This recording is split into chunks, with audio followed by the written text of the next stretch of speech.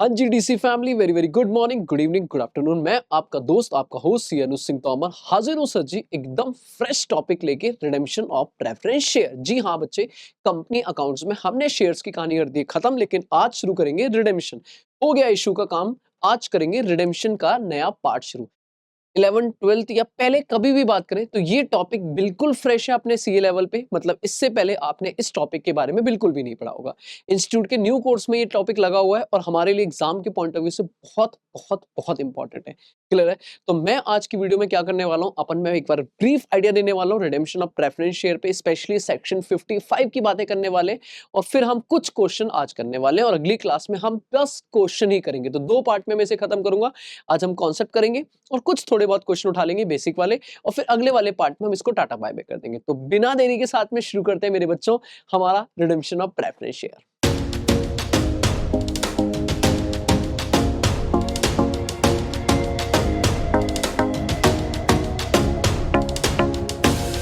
हाँ जी, तो मेरे बच्चों शुरू करते हैं हम लोग रिडेम्पशन ऑफ प्रेफरेंस शेयर के कुछ बेसिक्स। सर देखो, नाम से शुरुआत करूं तो नाम है redemption of preference share. Redemption of preference share मतलब अपन जो करने वाले हैं वो प्रेफरेंस शेयर्स को रिडीम करने वाले हैं। अब नाम में अगर बात करूं तो दो वर्ड है, एक है प्रेफरेंस शेयर और एक है रिडेम्पशन। सर प्रेफरेंस शेयर पे ऑलरेडी हम काफी डिस्कशन कर चुके हैं। सर जी ओनर्स की बात करें तो दो तरीके के शेयर होल्डर्स होते हैं, एक इक्विटी शेयर होल्डर और एक प्रेफरेंस शेयर होल्डर। कंपनी के जो मेन ओनर होते हैं, जिनके पास वोटिंग पावर होती है, वो होती है इक्विटी। बट कंपनी के सेकेंडरी ओनर तो सेकंड नंबर पे जो होते हैं वो होते हैं प्रेफरेंस शेयर। पर इनके नाम के आगे प्रेफरेंस लगने का लॉजिक ये होता है कि इनको दो चीजों में मिलती है प्रायोरिटी। ये सब बातें हमने शेयर्स में पढ़ी थी। प्रायोरिटी क्या क्या, कल को अगर कंपनी मालिकों को डिविडेंड देना चाहती है, प्रॉफिट में हिस्सा देना चाहती है, तो पहले किसको देगी? Of course preference share holder को, फिर इक्विटी वालों को। और कल को कंपनी वाइंडिंग अप में जाती है तो पहले पैसा किसका वापस होगा? प्रेफरेंस का, फिर किसका होगा? इक्विटी का। तो ये है प्रेफरेंस की बेसिक कहानी। पर हम आज जो बात कर रहे हैं वो हम प्रेफरेंस को रिडीम करने वाले हैं। रिडीम मतलब इनका पैसा वापस इन्हें टाटा बाय बाय करने वाले हैं। जहां पर हमारे ऊपर एक सेक्शन आता है और वो कहता है सेक्शन 55। एक हल्का सा आइडिया सुनना। सेक्शन 55 कहता है कि अगर आप इंडिया में हो तो इंडिया में प्रेफरेंस शेयर इररिडीमेबल नेचर के। कौन से? इररिडीमेबल मतलब सर जी वो प्रेफरेंस शेयर जिनका पैसा पे करना कोई मैंडेटरी नहीं है। आपको पैसा उठा लिया, कोई दिक्कत नहीं है, जब तक कंपनी चलेगी तब तक ये प्रेफरेंस शेयर रह सकते हैं। वाइंडिंग अप पे जैसे इक्विटी वालों को पैसा वापस होता है वैसे इन्हें भी करेंगे। एज सच उनसे पहले कोई रिडीम करने की जरूरत नहीं है। तो ऐसे प्रेफरेंस शेयर रिडीमेबल नहीं होते, इररिडीमेबल होते हैं। और हमारा सेक्शन 55 कहता है ना चीना, ऐसे प्रेफरेंस शेयर इंडिया में तो इशू नहीं हो सकते। और साथ में ही कहता है इंडिया में आप सिर्फ और सिर्फ कौन से इशू कर सकते हो? Redeemable preference share. कौन से?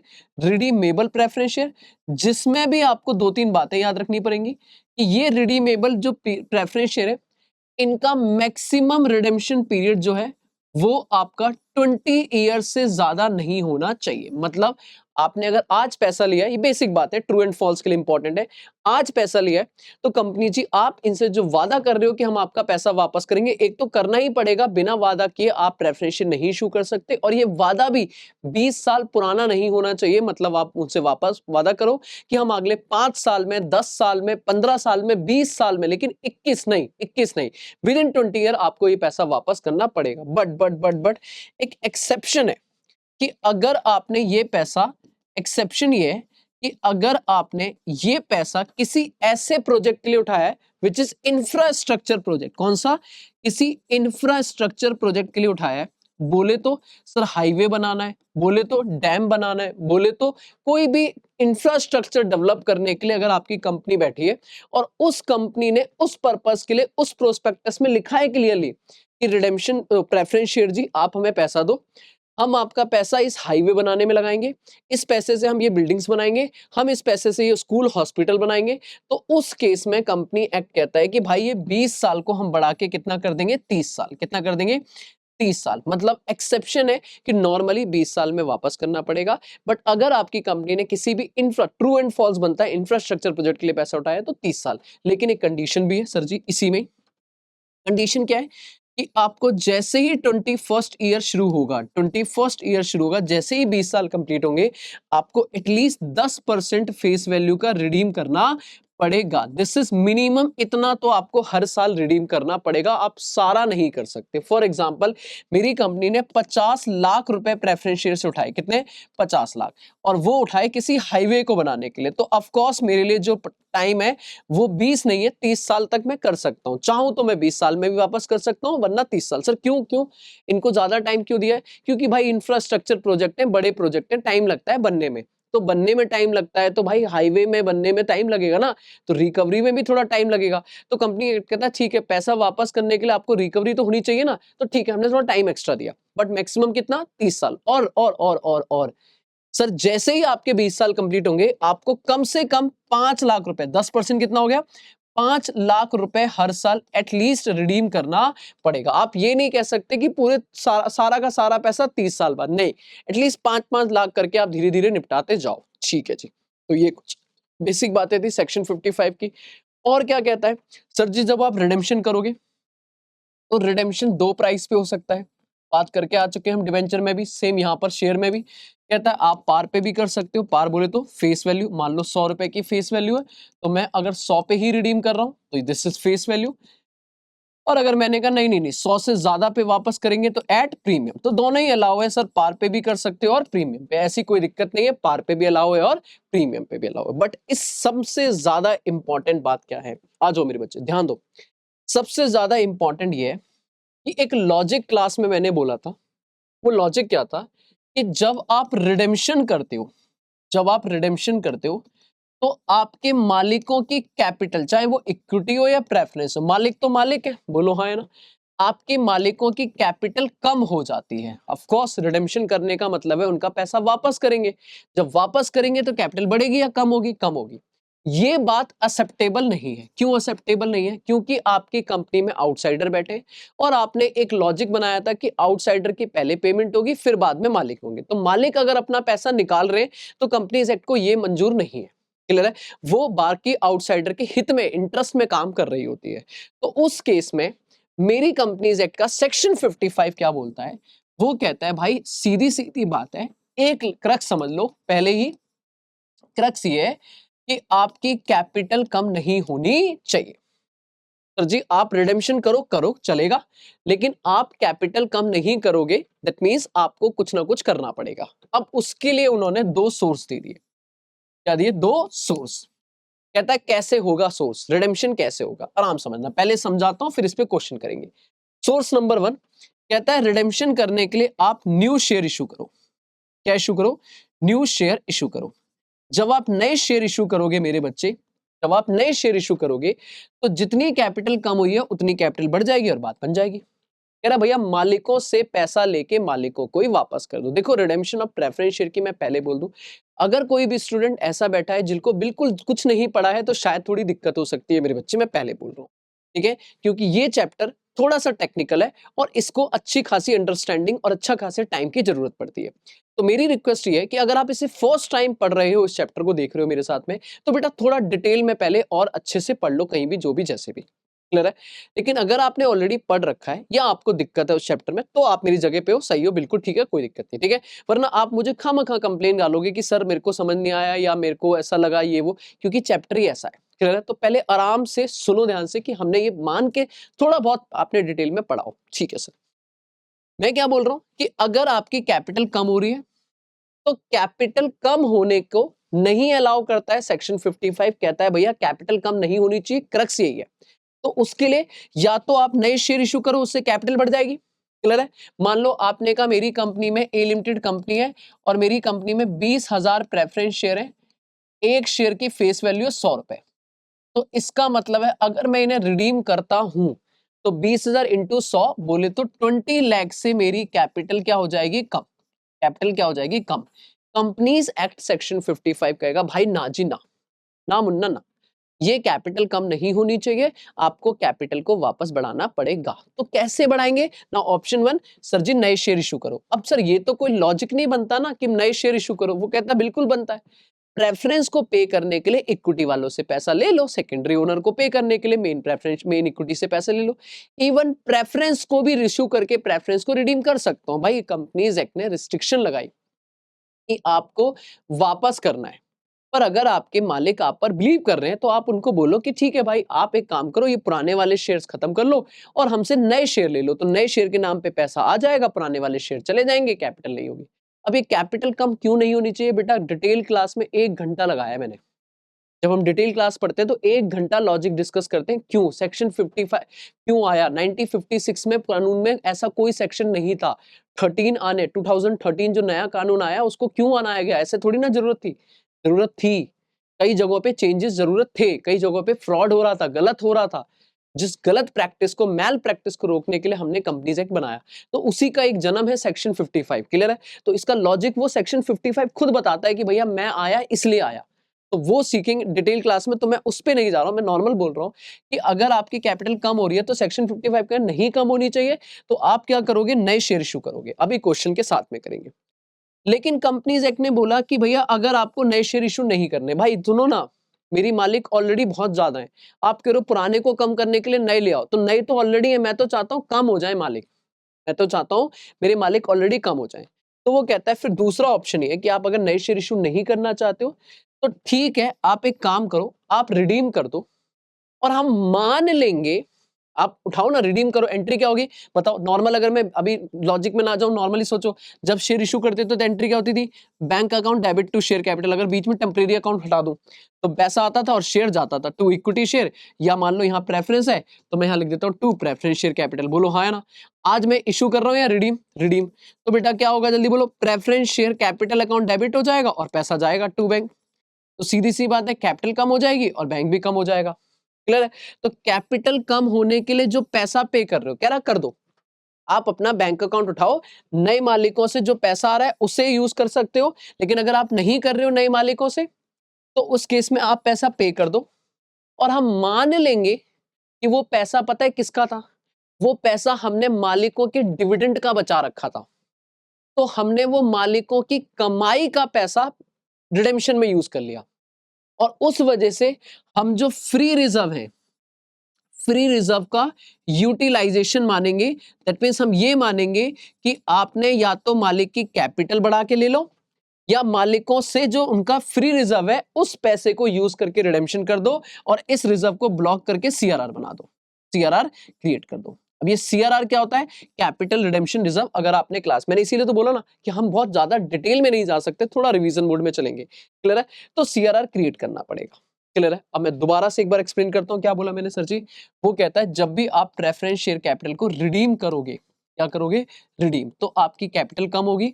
अब सेक्शन 55 कहता है इस कैपिटल को क्या है, या तो आप अभी के अभी कैपिटल बढ़ाओ, जो भी न्यू शेयर है उन्हें इशू करो, और न्यू शेयर इशू करने से कैपिटल भी बढ़ जाएगी और जो पैसा आएगा उसी पैसे को यूज कर लेना पुराने वाले शेयर्स के लिए, तो कंपनी पे कोई इंपैक्ट नहीं पड़ेगा।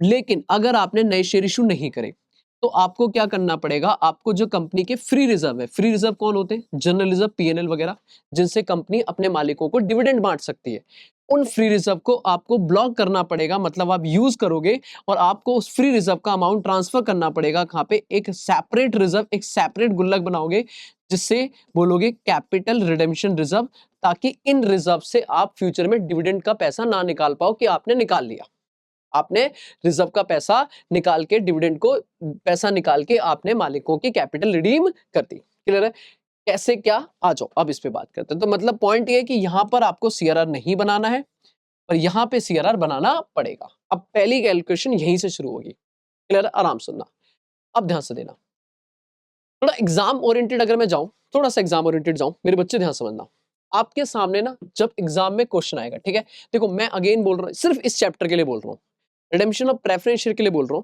हम 5 क्लास लगाते हैं डिटेल में, 1.5 घंटे की, लेकिन अभी मुझे अगर 2 क्लास में खत्म करना है तो ऑफ कोर्स मुझे इसके बहुत सारी चीजें शॉर्ट में करनी पड़ेंगी, तो मैं थोड़ा सा एग्जाम ओरिएंटेड आता हूं क्योंकि बच्चे को ना इस चैप्टर में कहीं ना कहीं समझ ही नहीं आती, कंफ्यूजन रहती है। क्या सुनना सर, आपके एग्जाम में अगर क्वेश्चन आएंगे तो वो कुछ इस तरीके से ड्राफ्टिंग होगी, क्वेश्चन कहेगा कि हमें प्रेफरेंस शेयर्स को रिडीम करना है, ठीक है जी, प्रेफरेंस शेयर्स को क्या करना है, रिडीम करना है, ओके जी ओके।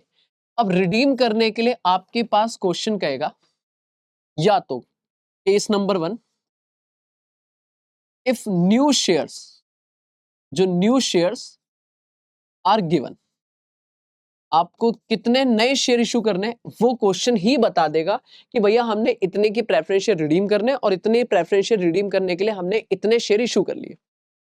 तो अगर इतने शेयर इशू कर लिए तो आप क्या करोगे, फिर आप बोलोगे सीधा कैलकुलेशन करेंगे, एक वर्किंग नोट बनाएंगे। आराम सुनना बेटा, बेस्ट तरीका है, आपको सीधा एग्जाम ओरिएंटेड पढ़ा रहा हूं मैं, ठीक है। वर्किंग नोट बनाएंगे, हम कहेंगे सर जी ये बताओ कैपिटल कम कितने से हुई, कसम खा लो मैंने डिटेल क्लास में भी डिस्कशन किया, नॉर्मल भी याद रखो, कैपिटल में कोई भी चेंज आएगा ऑलवेज फेस वैल्यू। कैपिटल बढ़ेगी तो फेस वैल्यू से, घटेगी तो फेस वैल्यू से। जो भी एक्स्ट्रा प्रीमियम वगैरह है वो सिक्योरिटी प्रीमियम या प्रीमियम रिडम्पशन राइट ऑफ होगा अलग से।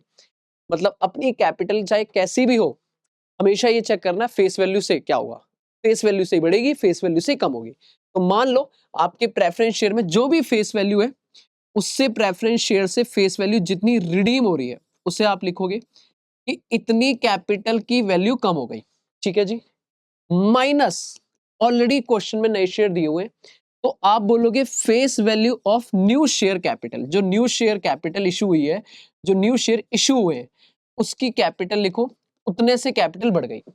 अगर सफिशिएंटली बढ़ गई है तो इसका मतलब कोई दिक्कत नहीं है। लेकिन मान लो आपकी कम हुई थी 10 लाख से और बढ़ी है सिर्फ 4 लाख से, तो 6 लाख का जो अमाउंट है, 6 लाख का अमाउंट हम मान लेंगे कि कंपनी ने ये अपने बैंक से पे किया, खुद से पे किया है, और ये पैसे का आपको क्या बनाना पड़ेगा, सीआरआर क्रिएट करना पड़ेगा। मतलब इतना पैसा आपको कहां से ब्लॉक करना पड़ेगा, या फिर मैं कहूंगा अमाउंट ट्रांसफर करना पड़ेगा, कहां से, रिजर्व से। ट्रांसफर फ्रॉम फ्री रिजर्व, कि फ्री रिजर्व से पैसा ट्रांसफर करके आप इसे ब्लॉक कर दोगे कि भाई ये पैसा एक्चुअल में आपने यूज कर लिया, तो अब आप इसे मालिकों में डिविडेंड के लिए यूज नहीं कर सकते। क्लियर है? तो बेटा पहले एंट्री छोड़ दो, पहले ये समझो कि अगर क्वेश्चन में ऑलरेडी न्यू शेयर गिवन है, एग्जाम ओरिएंटेड बात समझो, अगर क्वेश्चन में गिवन है तो आप ये देखो कितने से कैपिटल कम हो रही है, माइनस कितने से कैपिटल बढ़ी। क्लियर है? और आप अपने निकाल लो डिफरेंस, जो डिफरेंस आएगा वो आपकी सीआरआर कैलकुलेशन हो गई कि इतने की आपको रिजर्व से पैसा निकालना पड़ेगा। दो ही ऑप्शन तो है, या तो नए शेयर, सब बात समझ रही।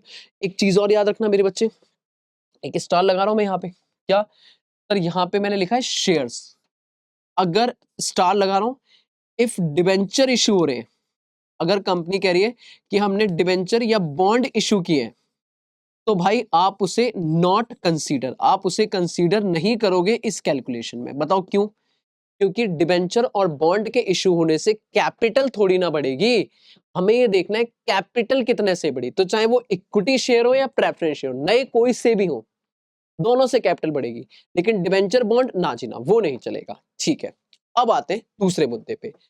सर अगर व्हाट अबाउट हमें नंबर ऑफ शेयर नहीं दिए, सबसे ज्यादा क्वेश्चन इसी पे पूछता है, वो सबसे ज्यादा इसी पे पूछता है। This is case number 2। अगर आपको number of, if number of new share, if number of new shares not given, not given, अगर आपको नंबर ऑफ शेयर्स का पूरे क्वेश्चन में कोई नामो निशान नहीं है, या उसने बोला सफिशिएंट शेयर इशू करेंगे, या उसने बोला रिक्वायर्ड शेयर इशू करेंगे, मतलब नंबर्स नहीं दिए हैं, तो मेरे बच्चे यहां पे दो कॉन्सेप्ट बन जाएंगे। पूरा चैप्टर समराइज कर दूंगा बेस्ट तरीके से। दो कॉन्सेप्ट बन जाएंगे कि अगर मेरे बच्चे, क्या आपको सर यहां पे ये पहला पहला point, bank balance not given in question.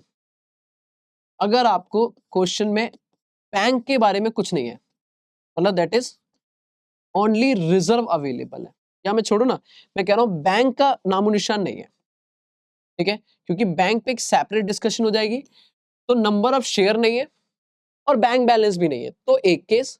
और दूसरा, if bank balance, if bank balance given in question, given in question, तो सेपरेट। बेटा इस बैंक बैलेंस वाले पॉइंट पे तो आज हम कर भी नहीं पाएंगे काम, याद रखना।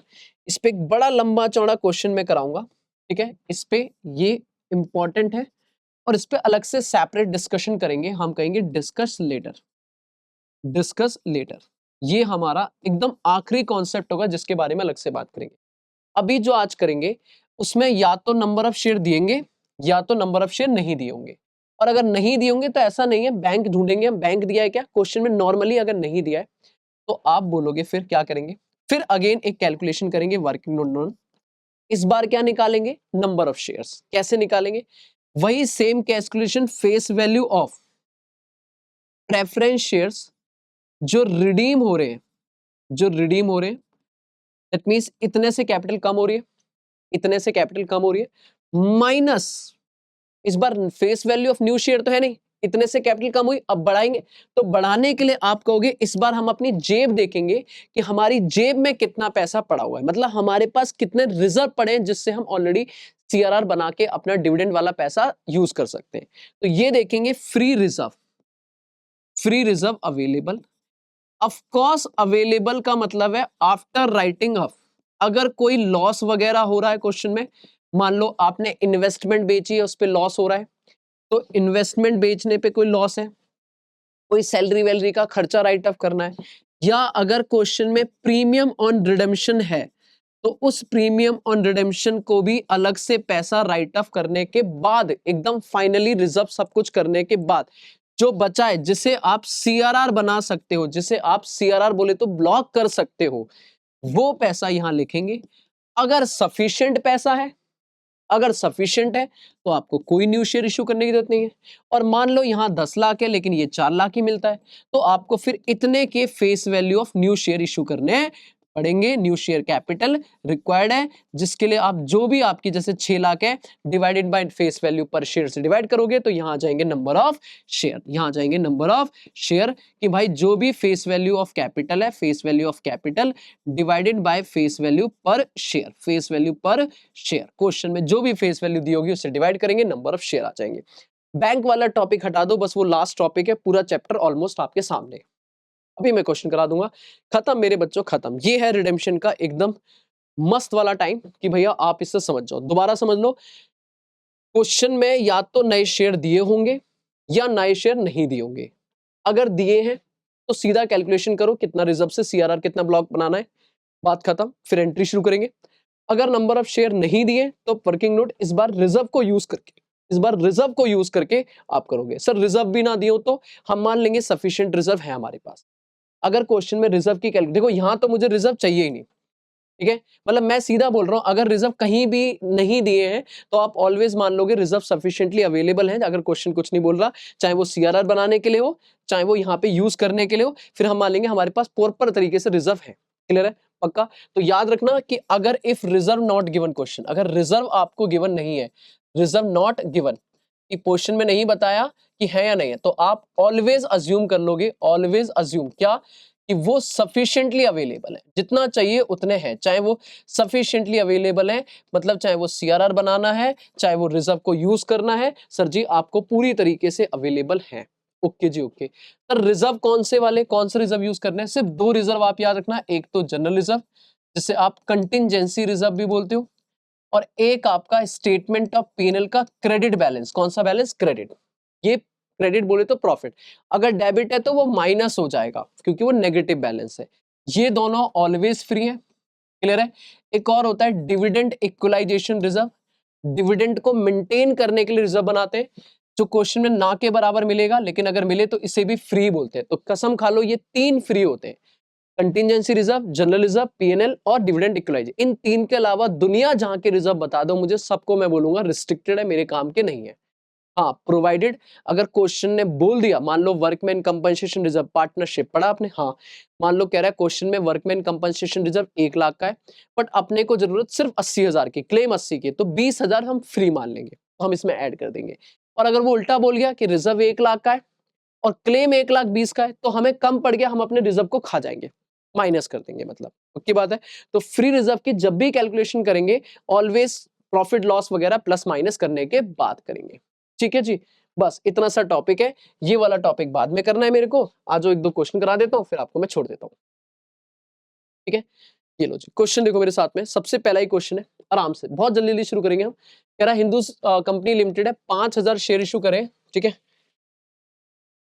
5,000 प्रेफरेंस शेयर है और एक शेयर कितने रुपए का है मेरे बच्चे, 100, मतलब 5 लाख की, सीधा बोलो कितने कैपिटल हो गई, 5 लाख की कैपिटल हो गई। और ये रिडीम होने वाली है, मतलब बढ़ने वाली है, कम होने वाली, कम होने वाली है।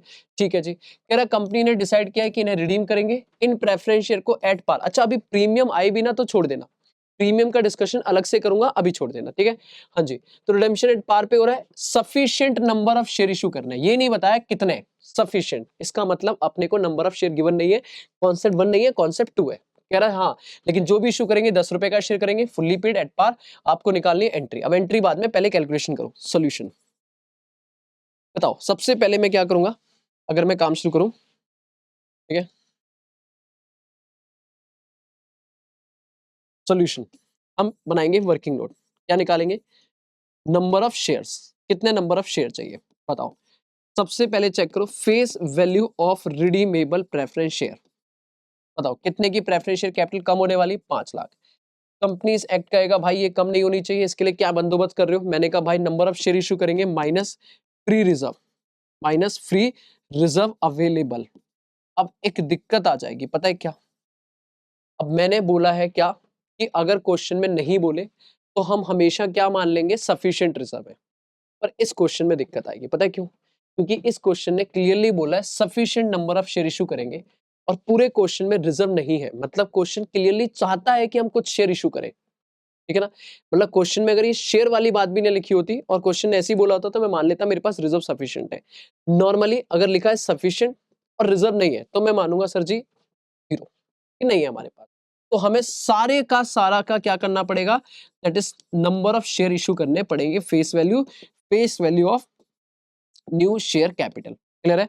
तो बताओ नंबर ऑफ शेयर कितने हो जाएंगे, नंबर ऑफ शेयर आ जाएंगे बेटा कितने, 5 लाख डिवाइडेड बाय एक शेयर कितने रुपए का है, 10, तो नंबर ऑफ शेयर कितने हो गए, 50,000 शेयर, 50,000 शेयर,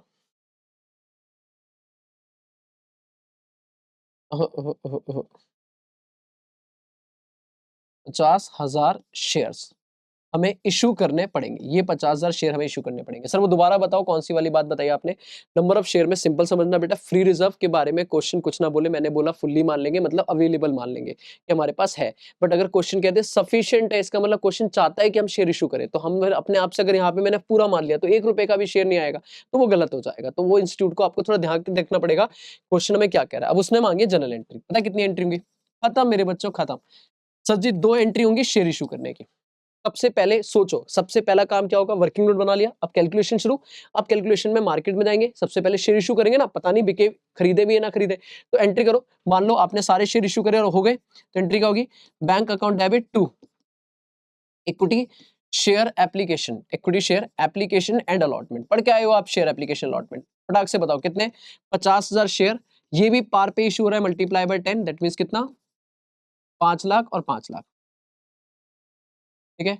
उसके बाद equity share application, equity share application and allotment account debit to equity share capital, तो इक्विटी शेयर कैपिटल बेटा कितना, 5 लाख। तो फील करो बेटा, फील करो, रट्टा नहीं लगाओ, आप फील करो पहला काम क्या होगा, क्या पहले मैं अपनी रिजर्व बनाने लगूंगा, सीआरआर बनाने नहीं, पहले मैं शेयर इशू करूंगा, चेक तो करो कि शेयर बिके भी या नहीं बिके, हाँ जी बिक गए, तो पहला काम खत्म। हाँ जी, अब दूसरा काम, सर जी गुल्लक बनाओ, सीआरआर, क्या आपने अपनी जेब से कुछ पैसा निकाला, अगर निकाला होता तो यहाँ एंट्री होती, उस रिजर्व का नाम आता, स्टेटमेंट ऑफ पीएनएल वगैरह, free reserve account debit to CRR, free reserve account debit to CRR capital redemption reserve. पर मजे की बात है अभी ये नहीं आएगा, क्यों, क्योंकि मैंने कुछ भी रिजर्व से पैसा नहीं निकाला है, क्लियर है।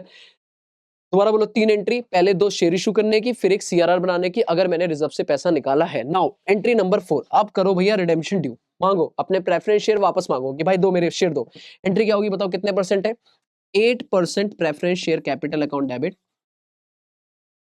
कैपिटल अकाउंट डेबिट कितने, 5,000 into 100, that means 5 lakh, 5 lakh बोलो हाँ या ना, पक्का डन। टू क्या, अगर प्रीमियम होता ऑन बायबैक तो प्रीमियम भी लिखता है यहाँ पे, premium on buy, sorry premium on redemption, premium on redemption account debit, वो तो अलग बात है, नहीं है अभी आएगा क्वेश्चन में आएगा।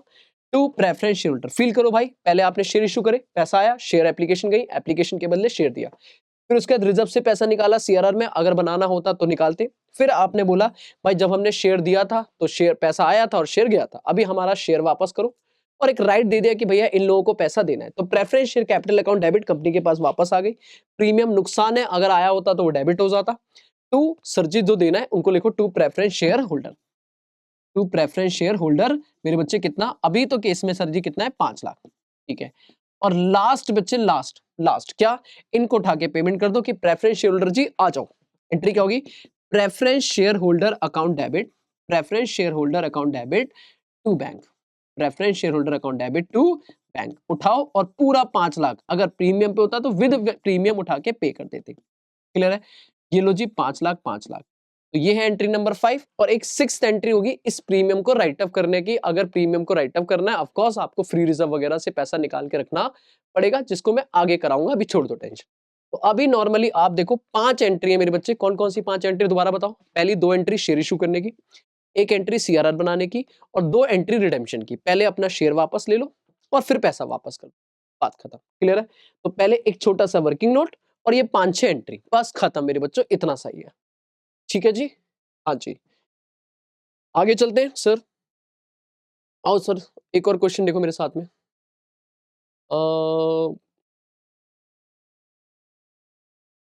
ये छोड़ो, हाँ जी, ये वाला देखो एक बार। कह रहा है जी India limited 9000 10% redeemable preference share है। या एक काम करो, पहले ऊपर वाला ही देखो, इसको मैं होमवर्क दे दूंगा, ये वाला क्वेश्चन देख लो जल्दी से, ठीक है, क्योंकि आप प्रीमियम देख के डर ना जाओ, ये वाली चीज है। कह रहा है हमारी सी लिमिटेड कंपनी है जिनके पास 10,000 प्रेफरेंस शेयर है, 10% रिडीमेबल है, एक शेयर 100 रुपए का है, मतलब 10,000 इंटू 100, बच्चे कैपिटल हो गई 10 लाख। तो 10 लाख से कैपिटल बढ़ने वाली है, कम होने वाली है, कम होने वाली है। फुल्ली पेड अप शेयर है, कोई टेंशन वाली बात नहीं। कंपनी ने डिसाइड किया है कि वो रिडीम करेंगे इन प्रेफरेंस शेयर को एट पार। ओके जी ओके, अभी प्रीमियम का लफड़ा नहीं है, बट वो सफिशिएंट नंबर इशू करेंगे। इसका मतलब हमें इक्विटी शेयर इशू करने पड़ेंगे। अब कितने करने पड़ेंगे, कह रहा शेयर तो 10 रुपए का है, लेकिन हम इशू करेंगे 2 रुपए के प्रीमियम पे। अब भैया सुनो सुनो सुनो, कह रहा है एंट्री करो। एंट्री आप करोगे, मैं कैलकुलेशन करके दिखाता हूं। बताओ सबसे पहले मुझे बताओ, क्या नंबर ऑफ शेयर दिए हैं, निकालने पड़ेंगे, निकालने पड़ेंगे। तो वर्किंग नोट बनाएंगे, कॉन्सेप्ट 1 या कॉन्सेप्ट 2, कॉन्सेप्ट 2। आ जाओ जी, आप ये देखो आपकी कैपिटल कम कितनी हो रही है, face value of preference share capital. तो सर जी वो कम हो रही है कितनी मेरे बच्चे, सीधा लिखो 10 लाख। जी हाँ, माइनस फ्री रिजर्व अवेलेबल, कितने रिजर्व अवेलेबल है। अगर क्वेश्चन सफिशिएंट बोल रहा है और क्वेश्चन में रिजर्व नहीं है, तो अपन मानेंगे जीरो है, कि हम सारा पैसा प्रेफरेंस इशू शेयर इशू कर देंगे। अब इतने से कैपिटल कम हो रही है और हमने 1 रुपए भी अपनी जेब से नहीं निकाला, तो हमें एग्जैक्टली उतने की ही कैपिटल बढ़ानी पड़ेगी, उतने की ही कैपिटल बढ़ानी पड़ेगी। कितने की, 10 लाख की, क्योंकि सेक्शन 55 चिल्ला चिल्ला के बोल रहा है। तो अपने को जो नंबर ऑफ इशू करने पड़ेंगे, नंबर ऑफ शेयर निकलेंगे बच्चे, वो 10 lakh divided by issue price. नहीं सर, पैसा थोड़ी ना बात कर रहा हूं मैं तो शेयर की बात कर रहा हूं। कैपिटल जो बढ़ेगी वो 10 रुपए से बढ़ेगी, ना कि 2 रुपए प्रीमियम बोले तो 12 से। सर 12 से तो इशू प्राइस है, पैसा आएगा, पर याद करो ना, इसमें से 10 रुपए कैपिटल में जाएगी और 2 रुपए सिक्योरिटी। तो गलती से भी यहाँ पे 12 मत लिख देना, डिवाइडेड बाय 10। चाहे सर नए शेयर पार पे इशू हो या प्रीमियम पे, अपने को जो कैलकुलेशन निकालनी है वो फेस वैल्यू से निकालनी है, क्योंकि कैपिटल बढ़ानी है। तो कैपिटल कितने से बढ़ेगी, 1 लाख। ओके जी ओके, बोलो हाँ है ना। लेकिन जब एंट्री करोगे, बताओ एंट्री जब करोगे, तो entry bank account debit to equity share capital and application, to equity share application and allotment, equity share application and allotment, वही 5 एंट्री करने वाला हूं। लेकिन मुझे बताओ सर, इस बार जो एंट्री होगी वो 1 लाख इंटू 10 रुपए या 12, 12। बताओ क्यों, क्योंकि सर शेयर 1 लाख इशू हो रहे हैं, पर पैसा तो 12 ही आएगा ना। तो पैसा तो 12 लाख आएगा, बोलो हाँ है ना। और इस 12 लाख का क्या होगा मेरे बच्चे, जल्दी बताओ। जब आप इनको शेयर दोगे तो एंट्री क्या होगी, equity share application and allotment account, allotment account debit 12 lakh. लेकिन शेयर कितना दोगे, सिर्फ face value, which is equity share capital, that means 1 lakh into 10, 1 lakh into 10। और जो एक्स्ट्रा है 1 लाख पे 2 रुपए, वो आपका अलग से क्रेडिट होगा, कहां पे, एसपीआर, बोलो है ना। तो कैपिटल में कितना जाएगा, 10 लाख, प्रीमियम में कितना जाएगा, 2 लाख। और मेरे बच्चे मुझे तो कैपिटल से लेना देना है, कि कैपिटल कितने से बढ़ी, 10 लाख, बस बात खत्म। क्लियर है। क्या सीआरआर की एंट्री होगी, नहीं, सीआरआर की कोई एंट्री नहीं होगी। बाकी आपकी ड्यू करने की और रिडीम करने की, वो दोनों एंट्री सेम होगी। क्लियर है। तो उस क्वेश्चन में और इस क्वेश्चन में अंतर क्या है, कि सर हमने प्रीमियम पे इशू किया, तो क्या हो गया, हमारी कैलकुलेशन सेम रहेगी। बस जब आप पैसा इशू करोगे, तो आपको इशू प्राइस से एंट्री नॉर्मल करनी पड़ेगी। ठीक है सर, ओके जी ओके। हम्म, अब एक बार देखना मेरे साथ, कह रहा है एक क्वेश्चन और है, इसको पढ़ते हैं, देखते हैं। करना है कि जरूरत पड़ेगी तो करेंगे, नहीं तो कोई बात नहीं। जी इंडिया लिमिटेड है, 9000 प्रेफरेंस शेयर रिडीम कर रहे हैं हम लोग। एक शेयर 10 रुपए का, इसका मतलब 9000 इंटू 10, 90,000 से कैपिटल कम होने वाली है। अच्छा जी, कह रहा है फुल्ली पेड अप है, कंपनी ने डिसाइड करा है इनको रिडीम करने के लिए, इन प्रेफरेंस शेयर्स को रिडीम करने के लिए अपन इशू करेंगे सफिशिएंट, फिर से sufficient number of equity share, और एक शेयर ही कितने रुपए का, 9। बेटा 9 रुपए की फेस इशू प्राइस नहीं है, शेयर ही 9 रुपए का है। देखो ना, ऑफ ऑफ मतलब सर जी इस बार इसकी फेस वैल्यू ही कितनी है, 9। ओ, तो इस बार 9 से ही डिवाइड होगा। हाँ, ये 10 रुपए का शेयर 9 में इशू होता तो डिवाइड कितने हो सकता, 10। वैसे तो पॉसिबल ही नहीं है, डिस्काउंट पे हो नहीं सकता।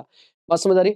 मान लो 8 रुपए का शेयर 9 में इशू होता तो 8 से डिवाइड करता। भाई जो फेस वैल्यू उससे डिवाइड करेंगे। तो इस बार जब कैलकुलेशन करेंगे तो मैं सीधे ही कर देता हूँ। बताओ 90,000 की मुझे कैपिटल चाहिए होगी, क्योंकि मेरे पास 1 रुपए का भी रिजर्व नहीं है। तो डिवाइडेड बाय 9, डिवाइडेड बाय 9, तो मेरे शेयर कितने आ जाएंगे, 10,000। बोलो हाँ है ना? तो वही 5 एंट्री बैक टू बैक हो जाएंगी। 10,000 into 9 bank account debit to share application and allotment, share application allotment account debit to share capital, 90,000 90,000 90,000 90,000, CRR की 0, और रिडेम्पशन वही अपना 90,000 से पेड। क्लियर है? तो याद रखना कि जरूरी नहीं है शेयर की जो फेस वैल्यू है वो वही रहे जो हम चाहते हैं। कभी कभी 10 रुपए भी होती है, कभी कभी क्वेश्चन चेंज भी कराता है। ठीक है, आ जाओ जी। ओके सर, ओके, आ जाओ जी, आ जाओ। ठीक है सर, आओ आओ। ठीक है, दिस इज द क्वेश्चन जिसका मैं वेट कर रहा था। ये है मेरे लिए मस्ट इंपॉर्टेंट क्वेश्चन। इसी पर हम अपना ऑलमोस्ट काम खत्म करके वाइंड अप कर देंगे, फिर आगे चलेंगे। ठीक है, आगे चलेंगे। आज जल्दी से, कह रहा board of director of a company decided to issue minimum number of share. कह रहा भैया हम ना नए इक्विटी शेयर इशू करना चाहते हैं, बट कम से कम इशू करना चाहते हैं, और हमारे पास जो शेयर है वो 9 रुपए का शेयर इशू होगा। याद रखना, शेयर कितने पे इशू होगा, 9 रुपए पे। कह रहा रिडीम करना हमें 5 लाख की प्रेफरेंस शेयर कैपिटल, मतलब 5 लाख रुपए की कैपिटल कम करनी है, और इस कैपिटल को कम करने के लिए हम शेयर इशू करना चाहते हैं, पर कम से कम। तो कम से कम मतलब मैक्सिमम क्या करना चाहते हैं, रिजर्व यूज करेंगे। भाई किसी को पैसा पे करना है, उसके लिए हम सबसे ज्यादा अपनी जेब चेक करेंगे कि नए लोगों से पैसा मांगना शुरू कर देंगे, नहीं, कम से कम नए लोगों से मांगेंगे ना। तो सबसे ज्यादा से ज्यादा हम अपनी जेब से यूज करेंगे। अब जेब चेक करो, कह रहा मैक्सिमम अमाउंट जो आपका डिविजिबल प्रॉफिट बोले, फ्री रिजर्व बोले, डिस्ट्रीब्यूटेबल प्रॉफिट बोले, बात सेम है। कह रहा फ्री रिजर्व में जो मैक्सिमम अमाउंट अवेलेबल है वो 3 लाख रुपए। ओके जी, ओके, तो 5 लाख के लिए मैं 3 लाख यूज कर सकता हूँ। कह रहा बताइए नंबर ऑफ शेयर निकालिए। ठीक है, जो आपको इंश्योर करना है कि आपका सेक्शन 55 का वायलेशन ना हो। और याद रखना, फिर से दोबारा निकालिए नंबर ऑफ शेयर, अगर कंपनी डिसाइड करे कि वो जो शेयर होने चाहिए वो मल्टीपल ऑफ 50 हो। अब ये बात को अब इग्नोर करो, पहले नॉर्मल कैलकुलेशन करो। सॉल्यूशन बताओ, इस बार फिर से नंबर ऑफ शेयर दिए हैं, निकालने पड़ेंगे। तो जी निकालने पड़ेंगे, तो कैलकुलेशन आ जाओ। Face value of, face value of redeemable preference share बेटा कितनी है, 5 लाख। खत्म, सिंपल। एक छोटी सी बात समझानी है मुझे इस क्वेश्चन से। 5 lakh minus face value of, sorry face value करो, माइनस माइनस यहां,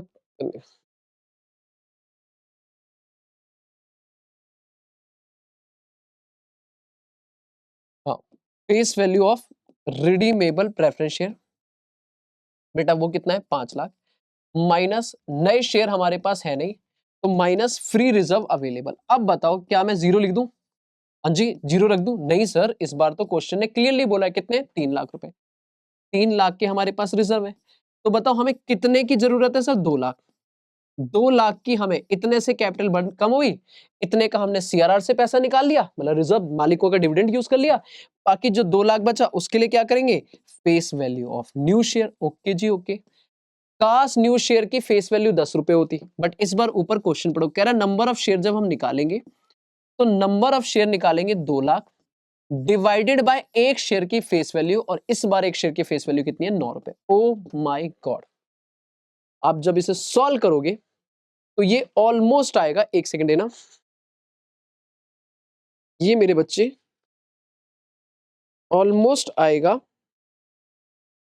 पता है कितना, 22,000, 22,222.22222 share. Oh my God sir, क्या करें, इस बार तो राउंड पॉइंट में आ गया। हाँ भाई मेरे बच्चे, 22,2222222। अब क्या करें सर, हमें शेयर इशू करने, अब शेयर इशू करने, लेकिन ये तो पॉइंट में आ गया। अब फ्रैक्शन रूल क्या बोलता है मेरे बच्चे, बताओ आराम सुनना। फ्रैक्शन रूल कहता है, जैसे मैं यहाँ लिखूं कि मान लो कोई पॉइंट है, जैसे 1904.2 है, तो कहता है 0.5 या उससे ऊपर वैल्यू है तो डिजिट बढ़ा दो, और अगर उससे कम है तो इग्नोर कर दो। मतलब यहाँ पे अपन की जो फ्रैक्शन अप्रोक्सीमेटली होगी वो 1904 हो जाएगा, क्लियर है। बट यही अगर 1904.5 हो या 1904.9 हो तो अपन इसे क्या बोल देंगे, 1905। ये हमारा फ्रैक्शन रूल बोलता है कि अगर 0.5 या उससे कम, 0.5 या उससे ज्यादा है तो एक डिजिट बढ़ा देंगे, और 0.5 से नीचे वैल्यू है तो अपन इग्नोर कर देंगे। इसका मतलब अगर मैं यहाँ फ्रैक्शन रूल लगाऊं तो मुझे तो इग्नोर कर देना चाहिए, क्योंकि 222 तो 0.5 से कम है, तो मुझे शेयर कितने इशू होने चाहिए, 22,222 शेयर ये इशू करने चाहिए। बोलो हाँ है ना। पर दिस इज रॉन्ग। अगर आपने ये कर दिया मेरे बच्चे तो सेक्शन 55 की वायलेशन हो जाएगी। प्रैक्टिकली मैंने सिखाया था, कोशिश करो। देखो मान लो 22,222 शेयर अगर आप इशू करते हो इंटू नॉर, तो कैपिटल कितनी बड़ी आपकी, मल्टीप्लाई बाय फेस वैल्यू, तो आपकी कैपिटल जो बड़ी वो एक्चुअल में बड़ी है 1,90,000, कितनी, 1,99,999, 1,99,000 यार, 22 into 9, दैट इज कैपिटल बड़ी है 1,99,998। और आपने सीआरआर कितने का बनाया था सर जी, वो बनाया था आपने मान लो 3 लाख, तो टोटल मिला के आपने कैपिटल का कितना इंतजाम किया सर, 4,99,998, जबकि आपकी कैपिटल कम कितने से हुई, 5 लाख, 2 रुपए कम है। सेक्शन 55 के हिसाब से कैपिटल कम कितनी हुई, 5 लाख, और आपने जो पैसा निकाला है वो 3 लाख प्लस 1,99,998 रुपए अगर निकाला जाए तो 4,99,998, मतलब 2 रुपए कम है। वायलेशन तो वायलेशन है, चाहे 1 रुपए की हो चाहे 2 रुपए की हो। अरे हाँ सर, तो फिर नहीं सर नहीं। तो आपको हमेशा याद रखना पड़ेगा, आप जब भी शेयर करोगे avoid fraction rule, avoid fraction, always एक डिजिट ज्यादा, एक शेयर ज्यादा कर दो भाई, कम मत करो, ज्यादा कर दो। 22,223 शेयर इशू करेंगे। ओके सर, ओके, बात समझ आ रही नहीं आ रही। और दूसरा पॉइंट था कि अगर मल्टीपल और 50 में करना है, मतलब ऐसा डिजिट लेना है जो 50 से डिवाइड हो जाए, तो मेरे पास इसमें 2 केस है। या तो मैं 22,200 शेयर करूं जो 50 से डिवाइड हो जाएगा, 233 है ना, तो या तो 200 या 250, या 250। बेटा कैसे निकला, 33 है, 33 है ना, 23, सॉरी 23। अब 23 को 50, मतलब ऐसा करो कि वो या तो कम हो जाए या ज्यादा, तो 23 से पहले क्या होगा, 223 के पीछे क्या होगा, 200 या 250, यही तो मल्टीपल में आएंगे ना। तो 200 या 250, तो कम तो नहीं इशू कर सकता हूं, ज्यादा इशू करना पड़ेगा, क्योंकि कम किया तो वायलेशन हो जाएगी। क्लियर है। तो इस क्वेश्चन में नंबर ऑफ शेयर निकालने थे, बेसिकली नंबर ऑफ शेयर से कम क्वेश्चन, ये फ्रैक्शन पे ज्यादा क्वेश्चन है। तो याद रखना, अगर कभी पॉइंट में आ जाए तो ऑलवेज एक शेयर ज्यादा इशू करना, कम मत करना। ठीक है जी। ऑलमोस्ट मैं इसको वाइंड अप करता हूं। एक लास्ट क्वेश्चन है जो मुझे दिखाना है आपको, ठीक है, लास्ट क्वेश्चन है बस, फिर उसके बाद वाइंड अप करेंगे, फिर बाकी जो क्वेश्चन बचेंगे वो अगले क्लास में करेंगे। ठीक है, तो ये सारे क्वेश्चन हो जाएंगे। अब ये वाला भी नहीं कर पाएंगे, ये तो नहीं कर पाएंगे, पर मेरे साथ में एक ये वाला क्वेश्चन देखो, बस लास्ट क्वेश्चन आज का। कह रहा है सर जी, सी लिमिटेड 3,000 प्रेफरेंस शेयर है और एक शेयर कितने रुपए का, 100, जो अपन रिडीम करने वाले, तो 3,000 इंटू 100, 3 लाख की कैपिटल कम होने वाली है। दिस इज फेस वैल्यू जो आपकी रिडीमेबल होने वाली है। ठीक है, आपने डिसाइड किया है कि इनको रिडीम करना है, प्रीमियम पे करना हो करो सर, हमें अभी प्रीमियम से लेना देना नहीं है। मेरी कैपिटल कितने से कम होने वाली, 3 लाख। भाई जो प्रीमियम कर रहे हो उसका पैसा अलग से इंतजाम करेंगे, अगले वाली क्लास में बात करूंगा। अभी कैपिटल पे फोकस रखो कि आपकी कैपिटल कितने से कम होने वाली है, 3 लाख। ठीक है सर। अब कंपनी ने बोला कि हमने ना ये इशू निकाल दिया है, इसका मतलब है क्या, इस बार नंबर ऑफ शेयर मैं निकालने वाला हूं, कॉन्सेप्ट सेकंड या फर्स्ट, फर्स्ट, तो भूल जाओ। कह रहा भाई हमने क्या क्या इशू करा है, 25,000 इक्विटी शेयर इशू करें 10 रुपए के, मतलब 25,000 इंटू 10, 25,000 इंटू 10, 2.5 लाख, 2.5 लाख से कैपिटल बढ़ गई, बोलो हाँ है ना। फिर कह रहा है 1,000 into debenture 100, that is 1 lakh के डिबेंचर बढ़ गए, 1 लाख के डिबेंचर, पर क्या इससे कैपिटल बढ़ी, नहीं। तो डिबेंचर को लेना देना नहीं है, पर इक्विटी तो बढ़ गई। तो आपको क्या करना है, 3 लाख से कैपिटल कम हुई, 2.5 लाख से कैपिटल बढ़ गई, तो डिफरेंस कहां जाएगा, सीआरआर, उतना पैसा कितना, 50,000 रुपए आपको सीआरआर से निकालना पड़ेगा, दैट इज रिजर्व। और अब मान के चलोगे रिजर्व में पैसा सफिशिएंटली पड़ा है और बोला भी उन्होंने कंपनी के पास सफिशिएंट प्रॉफिट है, कह रहा जनरल एंट्री निकालो, फटक खत्म खत्म खत्म। बताओ पहले कैलकुलेशन कर लेंगे। अब एंट्री कितनी होगी, देखो 2 शेयर इशू करने की, है ना, इस बार नंबर ऑफ शेयर हमने नहीं निकाले, क्वेश्चन नहीं दिए। 2 शेयर इशू करने की, डिबेंचर की एंट्री होंगी, एंट्री तो होगी ना, कैलकुलेशन में नहीं आएगा, एंट्री तो करनी पड़ेगी। तो 2 एंट्री किसकी, शेयर इशू करने की, bank account debit to share application and allotment and share application allotment account debit to share capital, मैं नहीं कर रहा।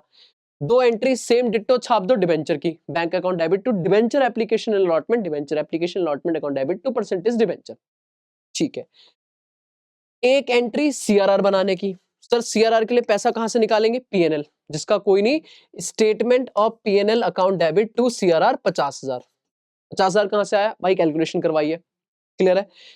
2 एंट्री प्रेफरेंस शेयर को एक्चुअल में रिडीम करने की, बात खत्म, क्लियर है।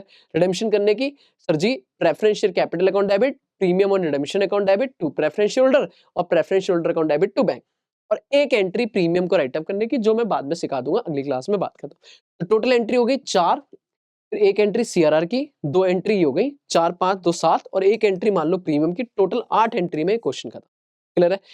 तो मैंने आज जो कॉन्सेप्ट पे क्वेश्चन कराए वो 2 कॉन्सेप्ट पे कराए, या तो शेयर दिए होंगे या शेयर नहीं दिए होंगे, ठीक है। इन सारे क्वेश्चन में एक चीज कॉमन थी, किसी भी क्वेश्चन में बैंक डिटेल नहीं थी।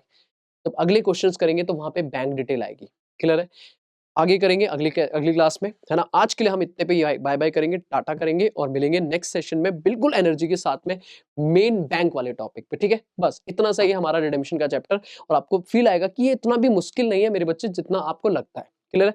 याद रखना, दोबारा समराइज कर रहा हूँ, नंबर ऑफ शेयर्स पे एक ही क्वेश्चन है मेरे पास, ये वाला, बाकी सारे क्वेश्चन में उसने हमसे नंबर ऑफ शेयर निकलवाता है, क्लियर है। अब नंबर ऑफ शेयर जब वो निकलवाएगा तो या तो वो बैंक डिटेल देगा या नहीं देगा।